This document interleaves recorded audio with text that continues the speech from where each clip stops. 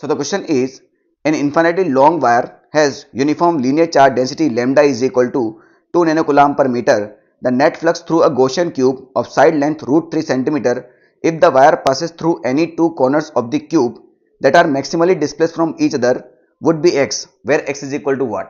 यानी सिंपल सी बात है, जिस कमरे में आप बैठे हैं उसको क्यूब मान लीजिए, तो आपको वायर कैसे रखना है, वायर ऐसे रखना है, ऐसे दो पॉइंट्स के अलोंग रखना है जो दो पॉइंट्स एक दूसरे से मैक्सिमम डिस्प्लेसमेंट हो। तो बेटा सब जानते हैं, अगर मैं एक क्यूब ऐसे बना लेता हूं, ठीक है, तो वो कौन से दो पॉइंट होंगे जिन दोनों के बीच में डिस्प्लेसमेंट या डिस्टेंस मैक्सिमम होगा, है ना भाई। ये वाली साइड तो एल होगी, ये वाली साइड भी एल होगी, ये वाली साइड भी एल होगी। अगर मैं नीचे शीट, जिस शीट पे आप बैठे हैं उसका डायगोनल निकालता हूं तो ये कितना आ जाएगा, √2l आ जाएगा। ये वाली लेंथ भी एल ही होने वाली है। अगर मैं इस पूरे क्यूब का डायगोनल निकालता हूं, है ना, इस पूरे क्यूब का डायगोनल निकालता हूं तो वो कितना आ जाएगा बेटा, ये साइड जो है, ये नीचे वाले जो डायगोनल है ये √2l है और ये हाइट l है, तो ये हो जाएगा बेटा अपन को √2l का स्क्वायर प्लस l का स्क्वायर, यानी ये हो जाएगा 2l square plus l square, यानी √3l स्क्वायर, और ये हो जाएगा √3l, यानी √2l l से बड़ा था और √3l √2l से बड़ा है, यानी आपका वायर इस पूरे क्यूब के डायगोनल पे रखा जाएगा। डन है, ठीक है। अब हमने वायर रख दिया भैया, वायर हमने रख दिया है, तो कितना चार्ज इस क्यूब के अंदर आएगा, क्यूब में फ्लक्स निकालना ना। फ्लक्स क्या होता है, Q enclose divide by epsilon not, है कि नहीं, तो हमें क्यू इनक्लोज निकालना है। तो बेटा लैम्डा दिया है आपको 2 नैनो यानी 10⁻⁹ कूलम्ब पर मीटर लिखने की आवश्यकता है नहीं। लैम्डा होता है क्यू डिवाइड बाई एल, तो 2 × 10⁻⁹ दे रखा है।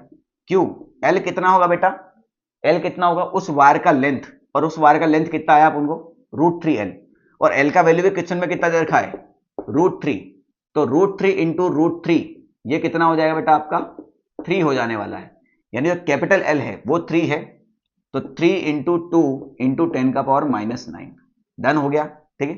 ये चार्ज आ चुका है, तो चार्ज आया बेटा अपना 6 × 10⁻⁹। ये बात क्लियर हुई। मगर अगर मैं एफ नोट का वैल्यू 8.85 × 10⁻12 रखता हूं तो क्वेश्चन में कहीं भी पाई नहीं है और हमारा ऑप्शन में पाई दे रखा है, दूसरी दिक्कत। तो समझो बेटा पाई कैसे लाएंगे, अगर मैं इसको ध्यान से देखूं 1/4 एप्सिलॉन नॉट को, तो ये आपका वैल्यू 9 × 10⁻9 होता है। तो अगर मैं इस 4 पाई को यहां से हटा के यहां रख दूं तो 1/एप्सिलॉन नॉट की जगह ये वैल्यू पुट की जा सकती है।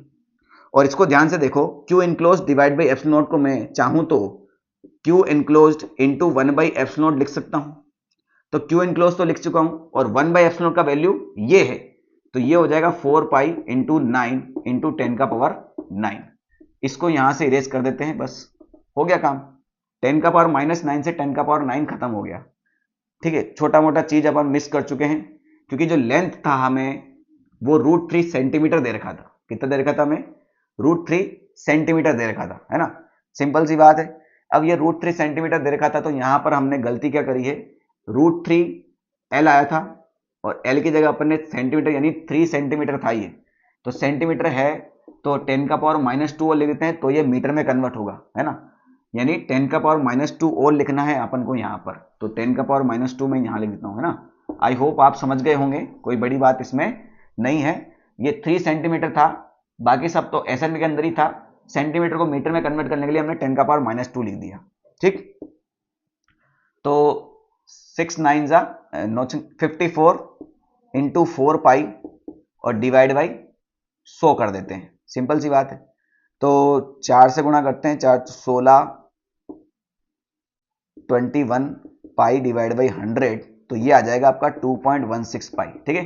सही टाइम पर अपन ने वो जो अपना गलती थी उसको सही कर लिया, अदरवाइज अपना आंसर गलत आता फिर परेशान होते, कोई दिक्कत वाली बात नहीं थी। सही टाइम पे याद आ गया तो हमारा आंसर कितना हो जाएगा 2.16 पाई, ठीक है।